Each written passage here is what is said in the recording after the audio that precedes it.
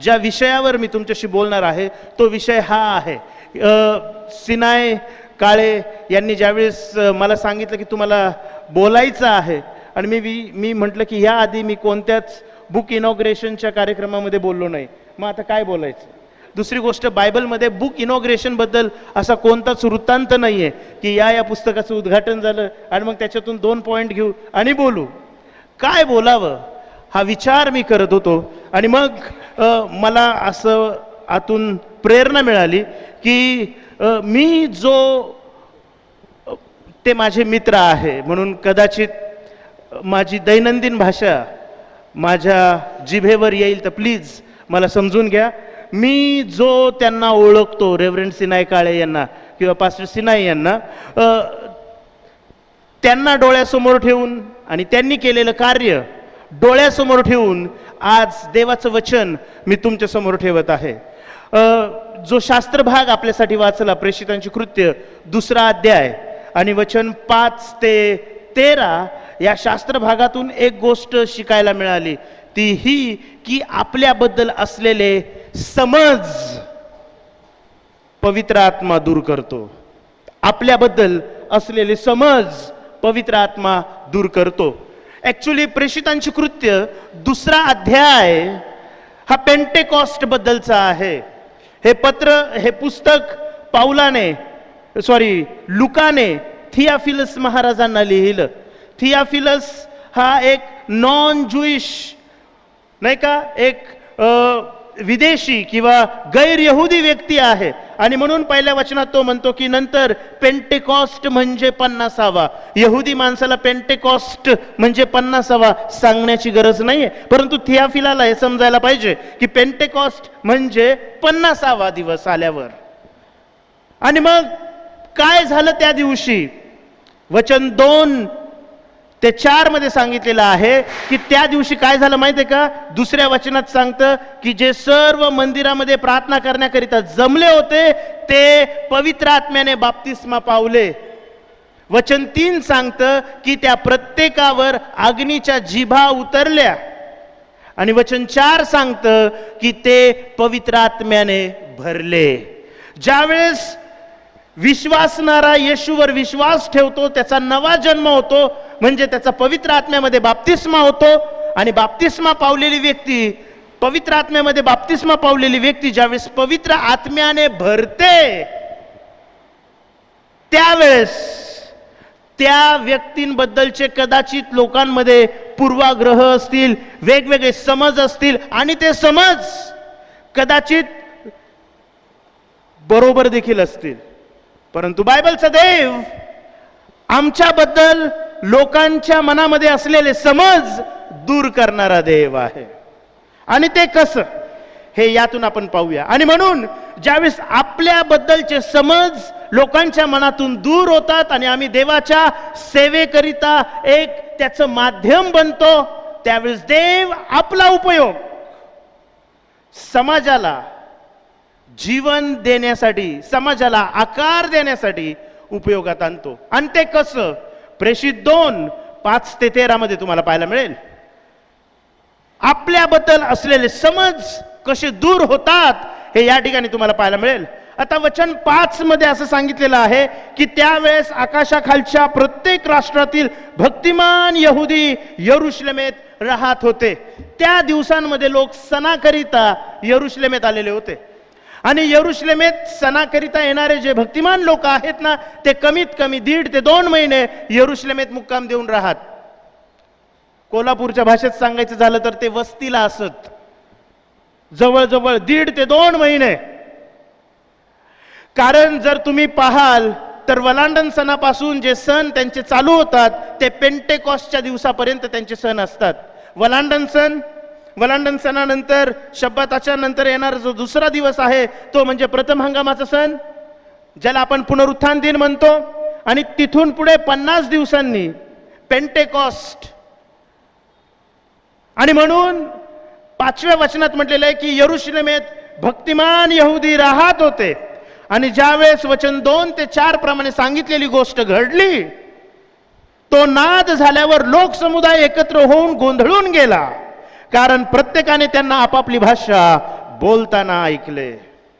जमाव गोंधळलाय असं या ठिकाणी म्हटलेलं आहे. जमाव गोंधळून गेला असं या ठिकाणी म्हटलेलं आहे. जमाव का गोंधळला असेल? बघा वचन 7 मध्ये असं म्हटलेलं आहे, ते सर्वजण आश्चर्याने थक्क होऊन म्हणाले, पहा हे बोलणारे सर्व गालिली ना, हे गालिली आहेत आणि म्हणून जमाव गोंधळलेला आहे. पुढे तर असं म्हटलेलं आहे की वचन 12 मध्ये,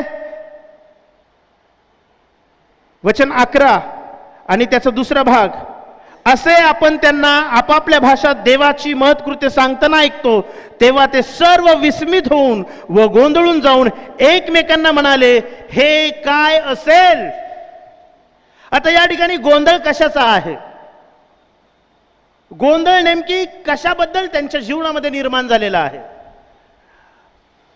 पवित्र आत्म्याने त्यांचा बाप्तिस्मा झाला, त्या 120 लोकांचा, ते वेगवेगळ्या भाषांमध्ये बोलू लागले, ते पवित्र आत्म्याने भरले, म्हणून गोंधळ आहे का? मुळीच नाही. गोंधळ का आहे?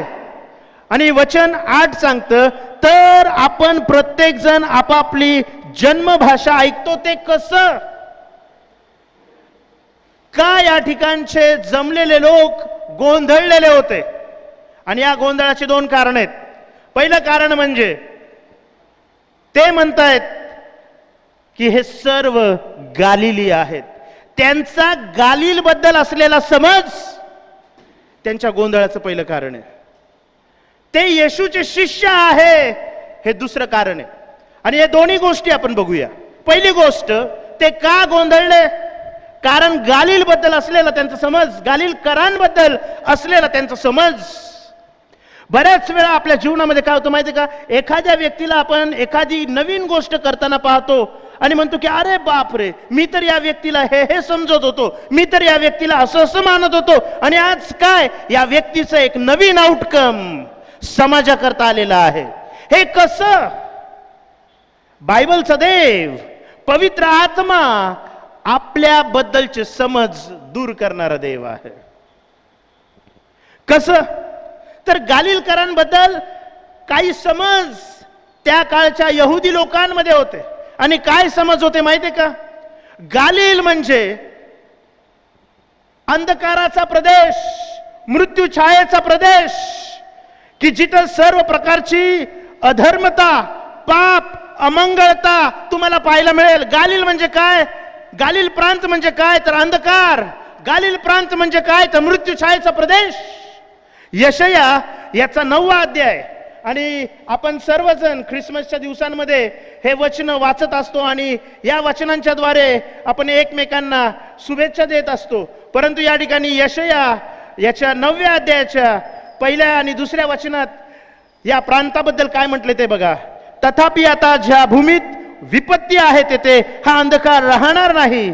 त्याने मागील काळात जबलून प्रांत व नप्ताली प्रांत यांची अप्रतिष्ठा केली तरी पुढील काळात समुद्रतीरीचा प्रदेश, यार्देनेच्या पलीकडील प्रांत, विदेशी लोकांचे मंडळ गालिल यांची तो प्रतिष्ठा करेल. का? कारण बघा काय म्हटलेलं आहे वचन 2 मध्ये, अंधकारात चालणाऱ्या लोकांनी मोठा प्रकाश पाहिला आहे, परंतु मृत्यू छायेच्या प्रदेशात वसणाऱ्यांवर प्रकाश पडला आहे. हे लोक गालिलकर म्हणजे अंधकारात वस्ती करणारे, मृत्यू छायेच्या प्रदेशामध्ये राहणारे. अंधकार आणि मृत्यू छाया म्हणजे काय माहितीये का? तुमच्या जीवनामध्ये पाप आहे, तुमच्या जीवनामध्ये देवाला न आवडणाऱ्या गोष्टी आहे. हा समज गालिलकरांबद्दल होता. आणि हो, गालिलकर तसे होते. गालिलकर तसे होते. गालिल प्रांत म्हणजे काय माहिती का? राजकीय बंडखोरी करणारे. गालिल प्रांत म्हणजे काय माहिती का? गुंड प्रवृत्तीचे लोक. म्हणून गालिलकरांना, गालिल प्रांताला ओळखलं जायचं. या गालिलकरांबद्दल अनेक समज होते आणि ते समज बरोबर होते. जसं की गालिलकरांना नीट अरेमिक किंवा हिब्रू भाषा बोलताही येत नसे, भाषेवरून प्रॉब्लेम असायचा. आणि यहुदी लोक नेहमी म्हणायचे गालिलकर ना, यांना शुद्ध भाषा सुद्धा बोलता येत नाही, यांना त्यांची मातृभाषा देखील नीट बोलता येत नाही. भाषांवरून लोक ओळखतात कोण कुठलचा आहे. आता आम्ही इथं येण्यापूर्वी भाषेबद्दल चर्चा करत होतो नाही का, आणि भाषेवरून ओळखतात. कोल्हापूरची मराठी, सोलापूरची मराठी, बेळगावची मराठी, आणि मग मुंबईची मराठी, पुण्याची मराठी, नागपूरची मराठी, नाशिकची मराठी. भाषेवरून कळतं की तुम्ही कुठलचे आहात. आणि ज्यावेळेस गालिलकर अरेमिकमध्ये बोलायचा त्यावेळेस यहुदी लोकांना राग यायचा. का तर जे शब्द जसे उच्चारायला पाहिजे तसे ते उच्चारत नसत, आणि ओळखायचे भाषेवरूनच ओळखायचे. हा नक्की गालिलचा असावा, हा नक्की गालिलचा असावा. मत्तई कृत शुभवर्तमान याचा 26वा अध्याय.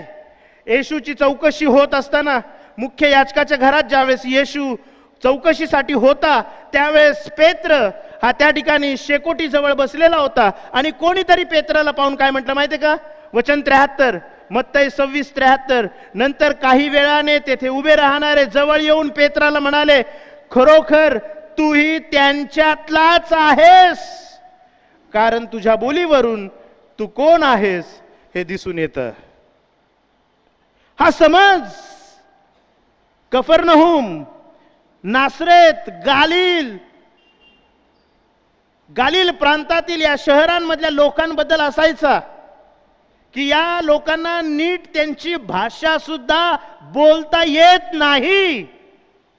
या लोकांना त्यांची नीट भाषा सुद्धा बोलता येत नाही. का बरं असं असेल? ह्याचं कारण पण तसं आहे, कारण हे लोक कमी शिक्षित होते, किंवा हे लोक अनाक्षर, हे लोक अनाडी, अज्ञानी म्हणून त्यांना ओळखलं जायचं.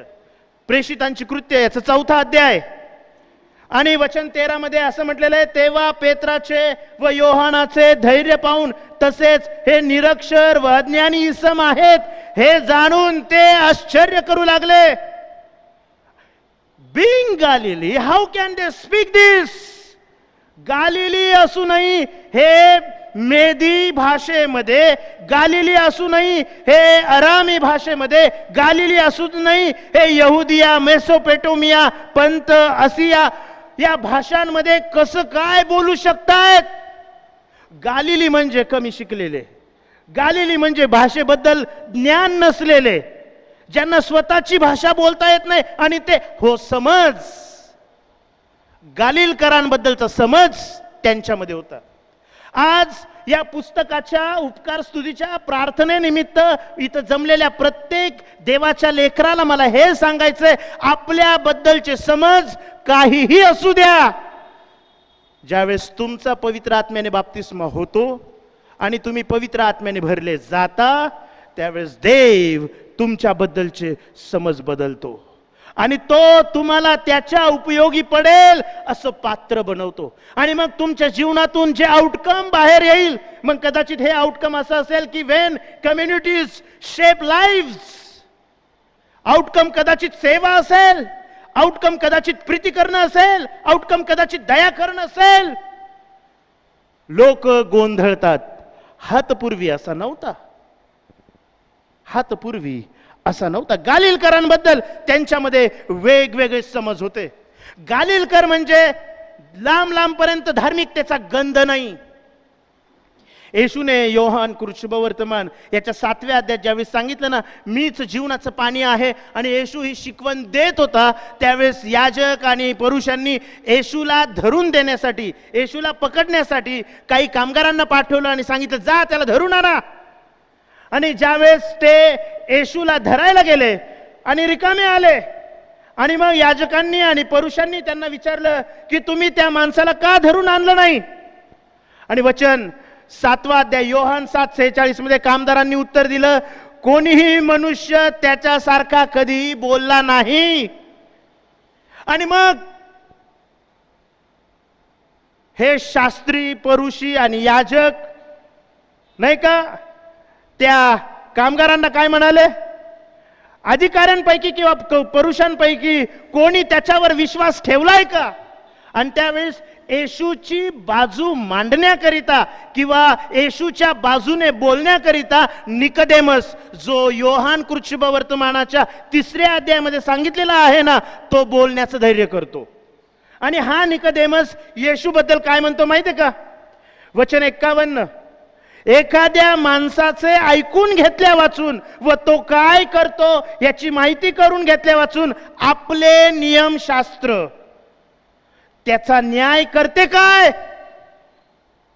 मोठ्या धैर्याने निकोदेमस, तोही परुषी आहे आणि इतर पुरुषांना शांत करण्याचा तो प्रयत्न करतोय. परंतु या निकोदेमसाला पुरुषांनी उत्तर काय दिलं माहिती आहे? आणि हा गालिलकरांबद्दलचा त्यावेळेसच्या धार्मिक लोकांचा समज होता, तो वचन 52 मध्ये सांगितलेला आहे. त्यांनी त्याला उत्तर दिले, तुम्हीही गालिलातले आहात काय? एखाद्याला गालिलकरांशी असोसिएट करणं हा अपमान आहे, हा अपमान आहे. एखाद्याला गालिलकरांशी असोसिएट करणं हा अपमान आहे. आणि म्हणून त्या निकोदेमसाला म्हणतात की तुम्हीही गालिली आहात काय? आणि मग पुढे काय म्हणतात ते? शोध करून पहा, गालिलातून कोणी संदेष्टा उद्भवत नाही. या पुरुषांना किंवा याजकांना येशूचा राग असण्यामागचं दुसरं एक कारण काय होतं माहिती आहे का? येशूची पार्श्वभूमी. तो गालिलातला होता, तो गालिल प्रांतातला होता. आणि म्हणून ज्यावेळेस फिलिपाला येशू मिळाला, ज्यावेळेस फिलिपाला येशू भेटला, त्यावेळेस फिलिप नथनेलाकडे गेला आणि म्हटला, ज्याच्याबद्दल मोशेच्या नियमशास्त्रात लिहिलंय तो मसिया म्हणजे ख्रिस्त मला भेटलाय, तो येशू आहे, योसेफाचा मुलगा. आणि नथनेल याने फिलिपाला काय उत्तर दिलं माहिती आहे? नासरेतातून, आणि नासरेत हे गालिल प्रांतात येतं, नासरेतातून काही चांगलं येईल का? ही नासरेताबद्दल असलेली समज आहे. आणि हो, ती तशी बरोबर होती. नासरेतकर म्हणजे अंधकाराच्या आणि मृत्यूछायेच्या प्रदेशात वसणारे, नासरेतकर म्हणजे राजकीय बंडाळी करणारे, गुंड प्रवृत्तीचे नासरेतकर, किंवा गालिली म्हणजे ज्यांना स्वतःची भाषा नीट बोलता येत नाही, निरक्षर, अज्ञानी. नासरेतकर म्हणजे कमी शिकलेले, नासरेतकर म्हणजे ज्यांच्या जीवनात धार्मिकतेचा गंधही नाही. लोक निकोदेमसाला म्हणतात, शोधून पहा, गालिलातून कोणता संदेष्टा आलेला आहे का? आणि म्हणून ज्यावेळेस नासरेत किंवा गालिल हे नाव लोक ऐकायचे, त्यावेळेस त्यांना प्रश्न पडायचा, तेथून काही चांगलं बाहेर येईल का? हा समज आहे, हा समज आहे.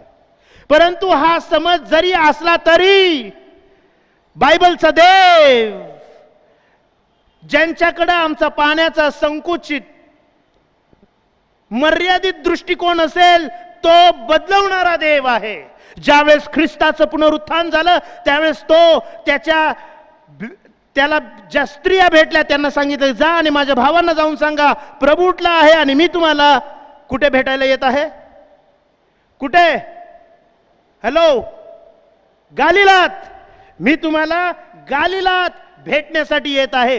ज्या प्रांताला तुम्ही दुर्लक्षित केलेला आहे किंवा ज्याबद्दलचा समज तुमच्याकडे कदाचित चांगला नसेल, परंतु आता तो समज मी बदलून काढत आहे. ज्यावेळेस तुम्ही देवाच्या सामर्थ्याने भरलेले असता, ज्यावेळेस त्याच्या आत्म्यामध्ये तुमचा बाप्तिस्मा होतो, त्यावेळेस तुमच्याबद्दलचा समज तो दूर करतो आणि तुम्ही त्याच्या सेवेसाठी उपयोगाचं पात्र बनता. असं की व्हेन कम्युनिटीज शेप लाईव्स, तुमच्याद्वारे देव समाजाला जीवनाचा आकार देतो. गालिलकरांबद्दल असलेले त्यांचे समज आणि येशूच्या शिष्यांबद्दल असलेले त्यांचे समज काय होते? येशूच्या शिष्यांबद्दलचे त्यांचे समज, कारण येशूचे बहुतांश शिष्य हे गालिल प्रांतातले होते. 6 पेक्षा अधिक शिष्य येशूचे गालिल प्रांतातले होते. मत्तई कृष्णवर्तमान याचा 4था अध्याय आणि या ठिकाणी तुम्हाला पाहायला मिळेल येशू त्याच्या सेवेला सुरुवात करत आहे. आणि येशू त्याच्या सेवेला सुरुवात करत असताना वचन 18 मध्ये म्हटलेले, नंतर गालिल समुद्राजवळून येशू चालला असताना त्याने पेत्र म्हटलेला शिमोन व त्याचा भाऊ अंद्रिया या दोघा भावांना समुद्रात पाक टाकताना पाहिले. आणि हे पेत्र, योहान, याकोब आणि पेत्र आणि अंद्रिया, याकोब आणि योहान, फिलिप, हे सर्व गालिल प्रांतातले लोक आहेत. आणि म्हणून जेव्हा जेव्हा हे येशूच्या मागे फिरायचे आणि परुषी आणि याजक आणि शास्त्री आणि समुदाय त्यांना पाहायचा, ते ओळखायचे. More than majority is from Galilee. बहुतांशी लोक हे गालिलातले. आणि गालिलातले म्हणजे कसे तर असे, गालिलातले म्हणजे कसे तर असे. येशूच्या शिष्यांबद्दलचा समज, येशूच्या शिष्यांबद्दलचा समज काय असायचं त्यांच्याकडे. आणि आपण पाहिलं प्रेषित 4:13 मध्ये, हे निरक्षर अज्ञानी, निरक्षर आणि अज्ञानी असून देखील, जे कधीच शाळेला गेले नाही, ज्यांना तोरा नीट माहित नाही, ज्यांना नियमशास्त्र नीट माहित नाही, आणि आज ते देवाची महत्कृत्य बोलतायत. How can it is possible?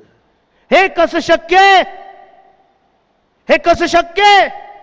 हो, ज्यावेळेस तुमचा पवित्र आत्म्यामध्ये बाप्तिस्मा होतो आणि ज्यावेळेस तुम्ही त्याच्या आत्म्याने भरता, त्यावेळेस हे शक्य आहे. बाप्तिस्मा एकदाच होतो, परंतु भरणे ही प्रक्रिया पुन्हा पुन्हा होणारी आहे. आणि तुम्ही पहा प्रेषितांच्या कृत्यामध्ये, जसं 2ऱ्या अध्यायात शिष्य पवित्र आत्म्याने भरले, तसंच 4थ्या अध्यायात शिष्य पवित्र आत्म्याने भरले. आणि मग पुढे 6व्या अध्यायात शिष्य पवित्र आत्म्याने भरले. आणि मग पाऊल पवित्र आत्म्याने भरला. आणि मग परत पाऊल पवित्र आत्म्याने भरला. जितकं जास्त तुम्ही पवित्र आत्म्याने रोज आणि रोज रोज आणि रोज भरत जाता, तितकं प्रभावी रीतीने देव तुमचा उपयोग करून घेतो. आणि मग लोक गोंधळून जातात, हे कसं शक्य? आम्ही या व्यक्तीला ओळखतो आहोत, त्याला नीट बोलताही येत नाही, आणि तो पुलपीटवर उभं राहून संदेश देत आहे. हे कसं शक्य? त्यांनी कधीच फिलॉसॉफीचा अभ्यास केला नाही, त्याला तोरा माहित नाही, त्याला नियमशास्त्र माहित नाही, त्याला संदेश माहित नाही, त्याला संदेशांचे ग्रंथ माहित नाही, आणि तो आम्हाला योएलच्या पुस्तकातून शिकवत आहे. हे कसं शक्य? तुमच्याबद्दलचे समज काहीही असू द्या, when you are filled with the Spirit, God changes the mind of the people. देव लोकांचे समज बदलतो. शिष्यांबद्दलचे समज, ते निरक्षर आहेत, ते अज्ञानी आहेत. शिष्यांबद्दलचा समज, त्यांनी येशूला पाहिलं, त्यांनी पेत्राला त्या कैफाच्या वाड्यामध्ये पाहिलं आणि म्हणाले की अरे हा त्याच्या भाषेवरून कळतं, याला साधी त्याची जन्मभाषा नीट बोलता येत नाही, हा त्यांच्यातलाच एक आहे.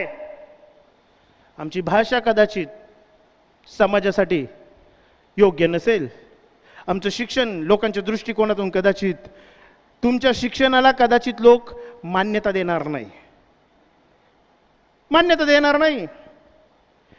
सावित्रीबाई फुले युनिव्हर्सिटीमध्ये शिकलेल्यांना कदाचित असं वाटत असेल की छत्रपती शिवाजी महाराज युनिव्हर्सिटीमध्ये शिकलेले लोक अकॅडमिकली तेवढे स्ट्रॉंग नसतील जेवढे पुणा युनिव्हर्सिटीमध्ये शिकलेले असतील. किंवा एखाद्या सेमिनरीमध्ये शिकलेला असा म्हणेल की the best seminary I only had and other person will deny it.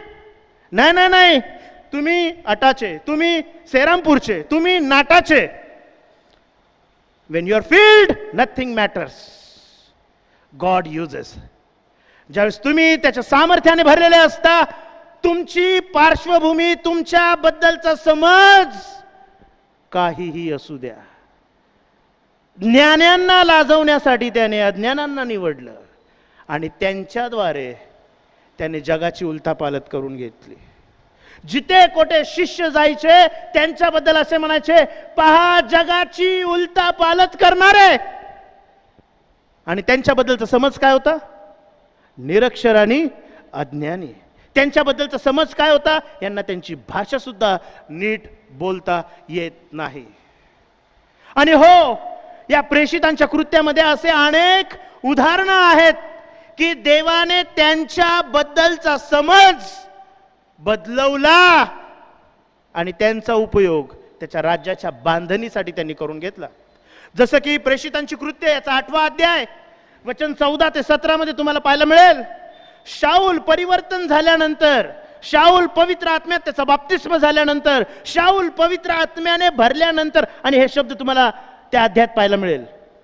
ज्यावेळेस सभास्थानामध्ये आला आणि सभास्थानात जे विश्वासणारे बसले होते ते घाबरले. अरे बापरे, शाऊल आलाय. शाऊल कोण? जो विश्वासणाऱ्यांना धरतो, बांधतो, तुरुंगामध्ये डांबतो, ज्यांचा छळ करतो, तो शाऊल. ज्याला अधिकार मिळालेला आहे मंडळीचा छळ करण्याचा, तो शाऊल आज येथे आपल्यात येऊन बसलाय.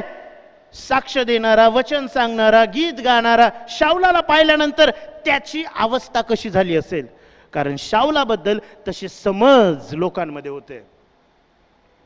असं म्हटलेलं आहे की शाऊलाला पाहिल्यानंतर ते घाबरले. शाऊलाला पाहिल्यानंतर ते घाबरले. परंतु मग हा शाऊलाचा पाऊल कसा झाला हे ज्यावेळेस त्यांना समजलं, त्यांचा समजच शाऊलाबद्दलचा बदलला. बघा या ठिकाणी प्रेषितांची कृत्य याचा 8वा अध्याय आणि वचन 14. प्रेषित 9:26 असं म्हटलेलं आहे तिकडं की मग तो म्हणजे शाऊल यरुशलेमेत आला आणि शिष्यांबरोबर मिळण्या मिसळण्याचा प्रयत्न करू लागला.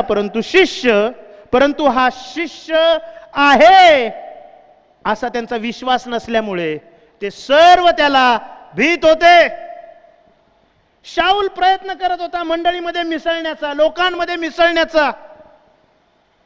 कल्पना करा, शाऊल विजय पवारकडे आला आणि सलाम करण्यासाठी हात पुढे गेला आणि माझ्या हात काटा उभा राहिला. ओ माय गॉड, हा माझा हात धरून तसाच तो ओढणार नाही ना मला, आणि डांबणार तर नाही ना तुरुंगामध्ये.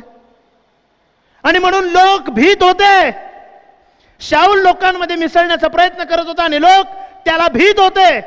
तेव्हा बारनबा त्याला घेऊन प्रेषितांकडे आला आणि त्याला वाटेत प्रभूचे दर्शन कसे झाले, प्रभू त्याच्याबरोबर कसा बोलला आणि येशूच्या नावाने दिमिश्कात त्याने धैर्याने कसे भाषण केले, हे सर्व त्याने त्याला सांगितले. तो यरुशलेमेत प्रभू येशूच्या नावाने धैर्याने बोलत त्यांच्या बरोबर जात येत असे. शिवाय तो हेलेनी यहुद्यांबरोबरही बोलत असे व वादविवाद करत असे. म्हणून ते त्याला मारण्याचा प्रयत्न करू लागले. बंधुजनांना हे समजल्यावर त्यांनी त्याला कैसरियात नेले व पुढे तार्शिसास पाठविले. शाऊलाबद्दलचा एक समज होता, नाही हा माणूस धोकेबाज आहे, नाही हा माणूस छळणार आहे, नाही हा माणूस क्रूर आहे, नाही हा माणूस मंडळीचा छळ करणार आहे. हो, तो समज होता, तो तसा होता म्हणून तो समज होता. परंतु ज्यावेळेस शाऊल बदलला, त्याचं परिवर्तन झालं, त्याचा नवा जन्म झाला, तो देवाच्या आत्म्याने भरला, तो पूर्ण बदलला. शम्रोनी लोकांबद्दलचा समज होता. जर तुम्ही दुसरे इतिहासाचे शेवटचे अध्याय वाचाल, शम्रोन या गावातील वसाहत कशी अस्तित्वात आली आणि त्याबद्दल यहुदी लोकांना शम्रोनी लोकांबद्दल किळस असे. शम्रोनातून जायला नको म्हणून ते यरियोतून जात असे. का तर आम्हाला शम्रोन टाळायचंय, एवढी किळस यहुदी लोकांना शम्रोनाबद्दल होती. आणि योहान 4 मध्ये असं म्हटलेलं आहे की येशू शम्रोनामध्ये आला, त्याला तहान लागली म्हणून तो विहिरीकडे गेला आणि त्या ठिकाणी एक शम्रोनी स्त्री आली आणि येशू त्या शम्रोनी स्त्रीला म्हणाला, बाई मला प्यायला पाणी दे. आणि त्या बाईला आश्चर्य वाटलं, यहुदी असून सुद्धा एका शम्रोनी व्यक्तीकडे हा पाणी मागतोय. यहुदी असून सुद्धा हा एका शम्रोनीकडे पाणी मागतोय. शम्रोन्यांबद्दलचा हा समज होता. परंतु ज्या वेळेस शम्रोनी लोकांनी सुवार्तेवर विश्वास ठेवला आणि फिलिपाचा संदेश, फिलिपानी सांगितलेली सुवार्ता ज्यावेळेस त्यांनी स्वीकारली आणि त्यांचा पाण्यात बुडून बाप्तिस्मा झाला, त्यावेळेस पेत्र आणि योहान शम्रोनामध्ये गेले. जे पूर्वी शम्रोनाला टाळत होते ते शम्रोनामध्ये गेले आणि त्यांनी त्यांच्यासाठी प्रार्थना केली आणि शम्रोनातले लोक त्यांचा पवित्र आत्म्यात बाप्तिस्मा झाला आणि ते पवित्र आत्म्याने भरले. आणि शम्रोनाबद्दल असलेला समज देवाने दूर केला. प्रेषितांची कृत्य 8 अध्याय आणि 14 वचन. मग शम्रोनाने देवाचे वचन स्वीकारले असे यरुशलेमेतल्या प्रेषितांनी ऐकून त्यांच्याकडे पेत्र व योहान यांना पाठवले. ते तेथे आल्यावर त्यांनी त्यांना पवित्र आत्मा मिळावा म्हणून त्यांच्यासाठी प्रार्थना केली, कारण तोपर्यंत त्यांच्यापैकी कोणावरही तो उतरला नव्हता. प्रभू येशूच्या नावात मात्र त्यांचा बाप्तिस्मा झाला होता. आमच्या बद्दल काहीही समज असू द्या आणि कदाचित हो आम्ही तसे होतो किंवा होतो, पण आता नाहीत, कारण देवाने आमच्यात बदल घडवलेला आहे आणि तो आम्हाला आता समाजाच्या उपयोगासाठी, देवाच्या राज्याच्या बांधणीसाठी वापरत आहेत. विदेशी किंवा परराष्ट्रीय लोकांकडे पाहण्याचा एक समज होता यहुदी लोकांचा. ते कधीच परराष्ट्रीयांबरोबर बसून जेवत सुद्धा नसत. परराष्ट्रीयांपासून ते अंतर ठेवत. जर तुम्ही क्रुसिफिकेशनच्या त्या दिवसांमध्ये अभ्यासला असेल तर तुम्हाला कळेल की पिलाताच्या वाड्यात परत परत जाऊन विटाळू नये म्हणून त्यांनी काय केलं, त्या शब्बाताच्या आधीच सोयी सर्व करून घेतल्या. का तर आम्हाला सण साजरा करायचा आहे, आम्ही विटाळले जाऊ नये विदेशी किंवा परराष्ट्रीयांमध्ये जाऊन. परंतु ज्यावेळेस देवाने कर्नेलियसला सांगितलं की पेत्राकडे कोणाला तरी पाठव, आणि लोक पेत्राकडे येत असताना या ठिकाणी देव पेत्राशी दृष्टांताच्या द्वारे बोलत आहे. आकाशातून एक चांदक खाली येत आहे आणि या चांदक्यामध्ये सर्व प्रकारचे अमंगळ प्राणी आहेत की ज्यांना कोणत्याही यहुद्याने शिवलेलं नसेल. आणि परमेश्वर पेत्राला सांगतो ते मारून खा, आणि पेत्र म्हणतो मी आजपर्यंत कधीच विटाळलो नाही. आणि मग 3दा असं झाल्यानंतर कर्नेलियसचे लोक पेत्राकडे येतात आणि परमेश्वर पेत्राला हे सांगतो की आजपर्यंत तुमचा या लोकांकडे पाहण्याचा कदाचित नाही, वास्तविक हा समज आहे, पण आता मी तो बदलत आहे. जा कर्नेलियसच्या घरी. आणि ज्यावेळेस पेत्र कर्नेलियसच्या घरी गेला, देवाचं वचन त्याने सांगितलं आणि वचन ऐकत असताना त्यांच्यावर पवित्र आत्मा उतरला. आणि same experience even Gentiles had, तोच अनुभव जो प्रेषितांची कृत्य 2 अध्याय मध्ये आपल्याला पाहायला मिळतो. आणि लोकांनी आश्चर्य केलं. ज्यावेळेस देव आमच्या बद्दलचे समज दूर करतो त्यावेळेस आश्चर्यच होतं. खरं सांगू का, ज्यावेळेस तुझा मला फोन आला ना, मी पुस्तक लिहिलंय आणि इंग्लिश पुस्तक आहे. मी मोठ्या नम्रतेने सांगेल, देवाने समज दूर केले. God can use anyone for his glory. त्याच्या गौरवासाठी देव कोणाचाही उपयोग करून घेतो. लोकांचा तुमच्याकडे बघण्याचा दृष्टिकोन देव बदलवेल. भले नंतर त्याने ते बदलले तर बदलले, नाही बदलले तरी नाही बदलले, पण देव तुमच्याबद्दलचा समज लोकांच्या जीवनातून बदलवेल. जसं की स्टेफनला मारहाण करण्यापूर्वी देवाने लोकांना दाखवून दिलं की बघा हा स्टेफन आता ज्याला तुम्ही थोड्या वेळाने संदेश देताना ऐकणार आहात, आणि तो संदेश ऐकल्यानंतर तुम्ही त्याच्यावर दातोट खाऊन चौताळून त्याला मारणार आहात. ऍक्च्युली तो काय हे तुम्हाला बघायचंय. प्रेषितांची कृत्य याचं 7वा अध्याय, 6वा अध्याय आणि 15वं वचन. प्रेषित 6:15 मध्ये असं म्हटलेलं आहे, तेव्हा न्याय सभेत बसलेले सर्वजण त्याच्याकडे निरखून पाहत असताना त्यांना त्याचे मुख देवदूताच्या मुखासारखे दिसले. आणि मग 7व्या अध्यायात स्तेफनाचा संदेश आहे. आणि मग 54व्या वचनात असं म्हटलेलं आहे, त्याचे हे भाषण ऐकणाऱ्यांच्या अंतकरणास इतके झोंबले की ते त्याच्यावर दात ओठ खाऊ लागले. परंतु पवित्र आत्म्याने पूर्ण होऊन स्तेफनाने आकाशाकडे पाहिले, तेव्हा देवाचे तेज व देवाच्या उजवीकडे येशू उभा असलेला त्याच्या दृष्टीस पडला. आणि त्याने म्हटले, पहा आकाश उघडलेले व मनुष्याचा पुत्र देवाच्या उजवीकडे उभा असलेला मला दिसत आहे.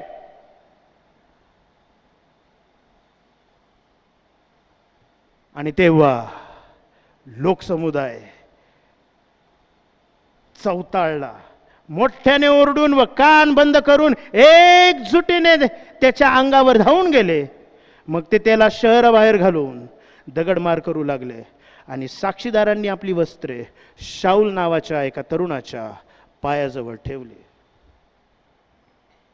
ज्याला तुम्ही ऐकणार आहात, ज्याला तुम्ही वाचणार आहात, तो देवाच्या सामर्थ्याने बोलतोय, तो देवाच्या सामर्थ्याने लिहितोय. आणि एवढं असूनही जर तुम्हाला बदलायचं नसेल तर ते तुमच्या माथी काय वाटतं? स्टेफनाचा एवढा पॉवरफुल संदेश ऐकल्यानंतर काय झालं असेल? नक्कीच प्रेषित 2 मध्ये झालं ते इथं नाही झालं. प्रेषित 2 मध्ये जे झालं त्या ठिकाणी समर्पण झालं, पण प्रेषित 7 मध्ये जे झालं त्या ठिकाणी स्टेफन रक्तसाक्षी झाला. असो असता लोक तुम्हाला स्वीकारोत न स्वीकारोत, देवाने तुमच्याबद्दलचा समज दूर केलेला आहे. आणि मग तुम्ही पहा पुढे चालून जुन्या करारामध्ये सुद्धा शाऊल, ज्यावेळेस त्याच्यावर देवाचा आत्मा उतरला, शाऊल बोलू लागला. आणि काय म्हण पडली? शाऊलही संदेष्टांपैकी एक आहे का? काय म्हण पडली? शाऊलही संदेष्टांपैकी एक आहे का? कारण हा शाऊल ज्याला बोलताही येत नाही, तो शाऊल ज्यावेळेस सामर्थ्याने भरला त्यावेळेस तो बोलू लागला. आणि म्हणून यरुशलेमेत पेंटेकॉस्टच्या दिवशी जे झालं त्यामुळे लोक गोंधळले. का गोंधळले? कारण हे गालिली आहेत. का गोंधळले? कारण बहुतांशी शिष्य हे गालिलातले आहेत. परंतु आता ते देवाच्या सामर्थ्याने भरलेले आहेत, पवित्र आत्म्याने भरलेले आहेत. आणि जर ते पवित्र आत्म्याने भरलेले आहेत, त्यांच्या मुखातून जे बाहेर येत आहे ते ऐकून लोक गोंधळलेले आहेत. आणि काय झालं माहिती आहे का? त्यांचा समज दूर करण्यासाठी, लोकांचा समज दूर करण्यासाठी शिष्यांमध्ये झालेला बदल. काय बदल झाला शिष्यांमध्ये? ज्यांना पूर्वी स्वतःची भाषा बोलता येत नव्हती ते वेगवेगळ्या भाषांमध्ये बोलू लागले. आणि त्या भाषांचा उल्लेख वचन 9 पासून केलेला आहे. पार्थी, मेदी, एलामी, मेसोपोटामिया, यहुदिया, कंपुदुकिया, पंत, आसिया, फ्रुगिया, पंफुलिया, मिसर व कुर्नेच्या जवळचा लिबुआ प्रांत, लिबुआ देशात राहणारे यहुदी व यहुदी मतानुसार असे रोमी प्रवासी, क्रेतीय, अरब असे त्यांना आपापल्या भाषांमध्ये देवाची महत् कृत्ये सांगताना आपण ऐकतो. आणि म्हणून ते गोंधळले. हे कसं शक्य झालं? हो, हे शक्य आहे ज्यावेळेस विश्वासणारे देवाच्या सामर्थ्याने भरलेले असतात. सेल गेले का याचे? ज्यावेळेस विश्वासणारे देवाच्या सामर्थ्याने भरलेले असतात त्यावेळेस देव त्यांच्या जीवनातून अशक्य गोष्टी शक्य करतो. अशक्य गोष्टी शक्य करतो. मला नाही वाटत हे होईल, मला नाही वाटत हे लिहितील, मला नाही वाटत हे बोलतील, मला नाही वाटत हे करतील, असं तुम्हाला आणि मला वाटतं. कारण आपला तसा समज आहे त्यांच्याबद्दल. कोणाही बद्दल आपले समज असू शकतील, पण when person is filled with the spirit God can use him mightily. देव त्यांचा प्रभावी रीतीने उपयोग करून घेतो. शिष्यांमध्ये झालेला दुसरा बदल, पहिला बदल ते वेगवेगळ्या भाषा बोलू लागले. आणि दुसरा बदल ते देवाची महत् कृत्य सांगत होते. फक्त भाषा नव्हते ते बोलत, तर ते काय बोलत होते ते महत्वाचं आहे. ते देवाची महत् कृत्य. नियमशास्त्र म्हणजे फक्त आम्हालाच माहित आहे, संदेष्टांचे ग्रंथ म्हणजे फक्त आम्हालाच माहित आहे. कारण आम्ही परुषी आहोत, आम्ही याजक आहोत, आम्ही शास्त्री आहोत, आम्ही सेमिनरीमध्ये गेलेले आहोत, आम्ही शिकलेले आहोत. हे तर निरक्षर, अज्ञानी, साधं बोलताही येत नाही. पण काय बोलतायत? काय बोलतायत ते? आपापल्या भाषेत देवाची महत् कृत्य सांगताना त्यांनी ऐकलं. आपापल्या भाषांमध्ये तारण सर्वांसाठी आहे, सुवार्ता सर्वांसाठी आहे. आणि तुम्हाला माहिती आहे का, सुवार्ता ही तुम्हाला अरेबिक भाषेमध्ये नाही आहे, सुवार्ता ही तुम्हाला तुमच्या मातृभाषेत आहे. कारण देव तुम्हाला तसंच स्वीकारतो. आणि लोकांना त्यांच्या त्यांच्या भाषेत सुवार्ता ऐकायला मिळाली. त्यांच्या त्यांच्या भाषेत त्यांना देवाची महत्कृत्य सांगताना पाहायला मिळालं. हा शिष्यांमध्ये झालेला बदल आहे. शिष्य पूर्णपणे होलिस्टिकली दे वर चेंज्ड, संपूर्णपणे त्यांचा बदल झाला. ते देवाबद्दलची महत्कृत्य बोलू लागले. आणि म्हणून 13व्या वचनात असं म्हटलेलं आहे, काही जण चेष्टा करतात. तुमच्यात झालेला बदल, तुमच्यातून आलेला आउटकम पाहून काही जण चेष्टा करून म्हणतील, हे नव्या द्राक्षरसाने मस्त झालेत. पण तुम्हाला माहिती आहे का, तुमचा हा जो नवा द्राक्षरस आहे ना, या नव्या द्राक्षरसाला सुद्धा पवित्र शास्त्रामध्ये, तुमच्यासाठी तो द्राक्षरस असेल, पवित्र शास्त्रामध्ये पवित्र आत्म्याला जी वेगवेगळी रूपकं वापरलेली आहेत, जसं की पाणी, कबूतर, तसंच द्राक्षरस. आणि हो, हा आत्मा म्हणजे नवा द्राक्षरस आहे.